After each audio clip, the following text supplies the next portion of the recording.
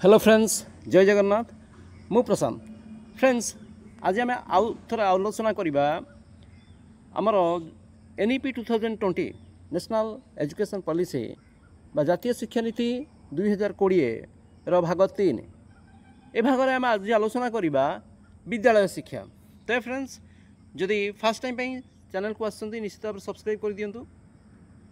एवं लाइक मध्य कर दियंतु। तो फ्रेंड्स आम आलोचना करवा आज विद्यालय शिक्षा एवं आम ये हूँ आम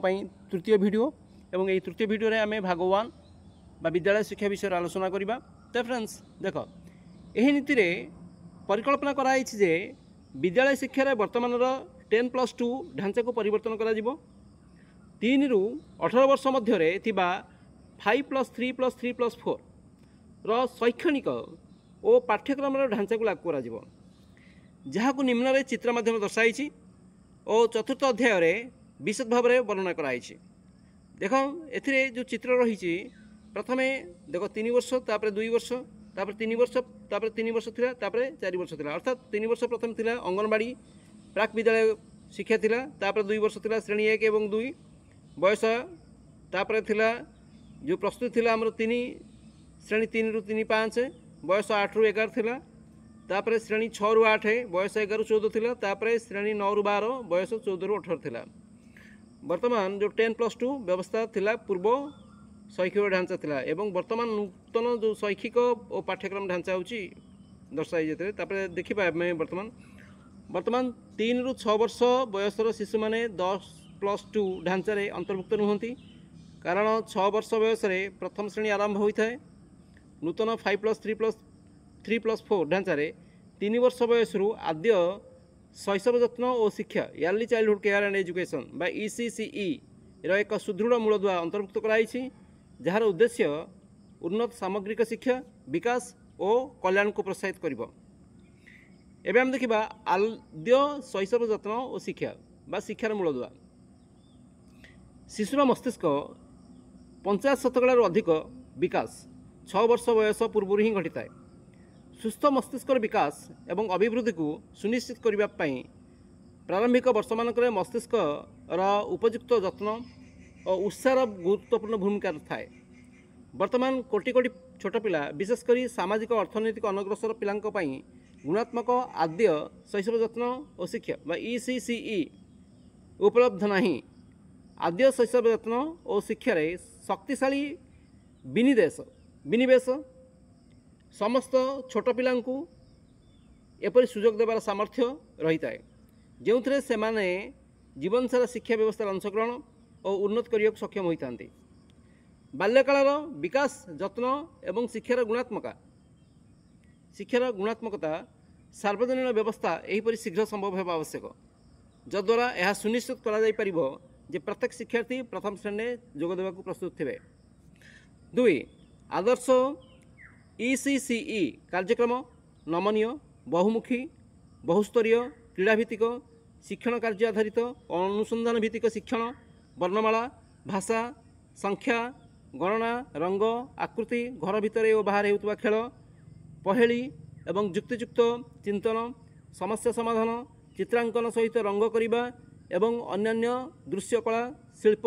अभिनय कंढई नाच संगीत और चलप्रचल को नहीं गठित। एथिरे सामाजिक दक्षता संवेदनशीलता उत्तम आचरण सौजन्यता नैतिकता व्यक्तिगत एवं सार्वजनीन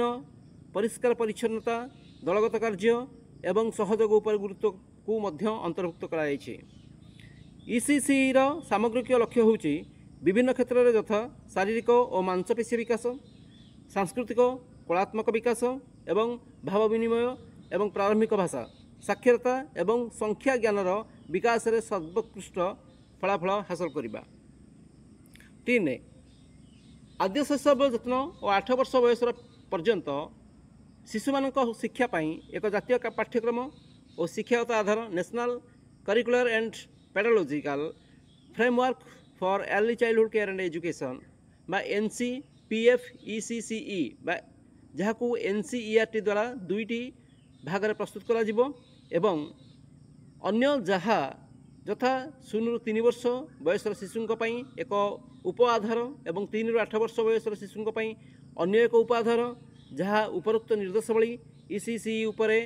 सर्वशेष गवेषणा फलाफल और जातीय अंतर्जातीय सर्वोत्तम अभ्यास को समर्थन करुथिबो। 4 सर्वोत्साहन लक्ष्य होउची समग्र देश में उच्च गुणात्मक मानर आद्य शैशव यत्न और शिक्षा को पर्यायक्रमे सार्वजनीन सुजोग सृष्टि करने को सुनिश्चित करने, विशेषकर सामाजिक आर्थिक भाव पछुआ जिला और अंचल उपरे विशेष ध्यान और प्राथमिकता दिज्व। आद्य शैशव यत्न शिक्षा ईसीसी को आद्य शैशव शिक्षा अनुष्ठान गुड़िकर एक उल्लेखनीय विस्तारित तथा सुदृढ़ व्यवस्था मध्य प्रदान करा जिवो, जेउथिरे क एकाकी अवस्थित थिबा अंगनवाड़ी, ख प्राथमिक विद्यालय सहित सह अवस्थित अंगनवाड़ी, ग वर्तमान प्राथमिक विद्यालय सहित अति कम 5 ରୁ 6 वर्ष वयस को अंतर्भुक्त करुवा प्राक प्राथमिक विद्यालय विभाग, घ एकाकी अवस्थित प्राक विद्यालय मान अंतर्भुक्त, जो ईसीसी पाठ्यक्रम और शिक्षादान में विशेष भाव प्रशिक्षण प्राप्त कर्मी शिक्षक माने नियुक्त हेबे। 5 ईसीसी सार्वजनीन उपलब्ध पाई एक समृद्ध शिक्षण परिवेश सहित उच्च मानर भित्तिभूमि, क्रीड़ा उपकरण एवं सुपरिकल्पित शिशु अनुकूल एवं सुनिर्मित कोठा सहित समस्त अंगनवाड़ी केन्द्र को सुदृढ़ करा जिवो। अंगनवाड़ी केन्द्रर पिलामाने कार्यकलाप परिपूर्ण क्षेत्र भ्रमण करेंगे एवं सेमानकर स्थानीय प्राथमिक विद्यालय रे शिक्षक और शिक्षार्थी को शिक्षा दिज्व भेटे, जद्वारा अंगनवाड़ी केन्द्र प्राथमिक विद्यालय को स्थानांतर सहज हो। अंगनवाड़ी गुड़िक विद्यालय संगम आंचलिक केन्द्र संपूर्ण भाव में एकत्रित हेबे एवं अंगनवाड़ी पिला अभिभावक और शिशु मान विद्यालय कार्यक्रम में जोगदेवा और अंशग्रहण करने निमंत्रण करा। सेहीपरि विद्यालयर शिक्षार्थी और शिक्षक माने स्थानीय अंगनवाड़ी को परिदर्शन करेंगे। 6 यह धार्य कराई जे 5 वर्ष वयस पूर्व प्रत्येक पिला एक प्रस्तुत श्रेणी किंबा बाल बाटिका अर्थात प्रथम श्रेणी पूर्व जीवे, जेउठी जड़े ईसीसी योग्य शिक्षक उपलब्ध थिबे। प्रस्तुति श्रेणीर शिक्षण क्रीड़ा आधारित हेबो, जहाँकि ज्ञानगत भावगत और क्रियात्मक दक्षतार विकास एवं प्राथमिक साक्षरता एवं संख्या ज्ञान उपर विशेष ध्यान देव। प्राथमिक विद्यालय में मध्याह्न भोजन कार्यक्रम को प्रस्तुति श्रेणी को संप्रसारित करा जिवो। अंगनवाड़ी व्यवस्था थिबा स्वास्थ्य जांच एवं अभिवृद्धि तदारक कार्यक्रम प्राथमिक विद्यालयर शिक्षार्थी तथा अंगनवाड़ी प्रस्तुति श्रेणी शिक्षार्थी उपलब्ध हो। 7 अंगनवाड़ी उच्चमानर ईसीसी शिक्षक मानकर प्रारंभिक कैडर प्रस्तुत करने वर्तमान अंगनवाड़ी कर्मी शिक्षक माने एनसीईआरटी द्वारा विकसित पाठ्यक्रम शैक्षणिक रूप से अनुजाई व्यवस्थित प्रयास माध्यम प्रशिक्षण प्राप्त हेबे। 10+2 एवं तदूर्ध योग्यता थिबा अंगनवाड़ी कर्मी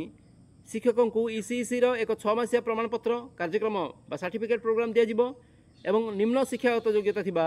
लोकों को 1 वर्षीय डिप्लोमा कार्यक्रम दिज्व, जहाँकि प्राथमिक साक्षरता संख्या ज्ञान और ईसीसी अन्य प्रासंगिक दिग को अंतर्भुक्त कर कार्यक्रम गुड़िक डिजिटल दूरशिक्षा माध्यम डीटीएच चैनल एवं स्मार्टफोन व्यवहार कर चला जाई पारे, जहाँकि शिक्षक मान वर्तमान कार्य सर्वनिम्न बाधा सहित ईसीसी योग्यता हासिल कर साहाय्य करिवो। अंगनवाड़ी कर्मी शिक्षकों ईसीसी प्रशिक्षण विद्यालय शिक्षा विभाग आंचलिक साधन केन्द्र सीआरसी द्वारा परामर्श दिज्व, जहाँ अति कम थरे मासिक संपर्क श्रेणी बा मंथली कंटाक्ट क्लास आयोजन करेंगे और ता माध्यम धारावाहिक मूल्यांकन करा। दीर्घमियादी राज्य सरकार माने पर्यायभित्तिक वृत्तिगत प्रशिक्षण परामर्श कार्यक्रम कैरियर मैपिंग माध्यम ईसीसी वृत्तिगत योग्य शिक्षक कैडर प्रस्तुत करेंगे। यही शिक्षक मानकर प्रारंभिक वृत्तिगत प्रस्तुति और सेमानकर निरंतर वृत्तिगत विकास आवश्यक सुजोग मध्य सृष्टि करा जिवो। 8 आदिवासी अधिष्ठित अंचल थिबा आश्रमशाला मानकरे एवं विकल्प विद्यालय समस्त प्रकार पर्यायक्रमे ईसीसी प्रवर्तित हेबो। आश्रमशाला और विकल्प विद्यालय रे ईसीसी समन्वितकरण और कार्यान्वयन प्रक्रिया उपरोक्त वर्णना अनुसार समान हेबो। 9 प्राथमिक विद्यालय को यार निरंतरता को सुनिश्चित करने एवं शिक्षार मूल दिग प्रति गुरुत्व देवाई ईसीसी पाठ्यक्रम और शिक्षण कार्यक्रम दायित्व मानव संबल विकास मंत्रालय बा एमएचआरडी अधीन रहिबो। आद्य शैशव यत्न और शिक्षक पाठ्यक्रम योजना एवं कार्यान्वयन मिलित भावे मानव संबल विकास बा एचआरडी मंत्रालय, महिला और शिशु विकास डब्ल्यूसीडी मंत्रालय, स्वास्थ्य और परिवार कल्याण एचएफडी मंत्रालय एवं आदिवासी व्यापार मंत्रालय द्वारा करा विद्यालय शिक्षा क्षेत्र में आद्य शैशव यत्न और शिक्षार सुगम समन्वितीकरण निमंते निरंतर मार्गदर्शन पर एक स्वतंत्र मिलित टास्क फोर्स गठन करा एबे फ्रेंड्स आमे पुनः पुणी अन्य एक भिडियो रे आमे आलोचना करिबा मौलिक साक्षरता एवं संख्याज्ञान और शिक्षण पर एक जरूरी और आवश्यक शर्त तबे एतिक मु एथिरे रहूची धन्यवाद जय हिंद।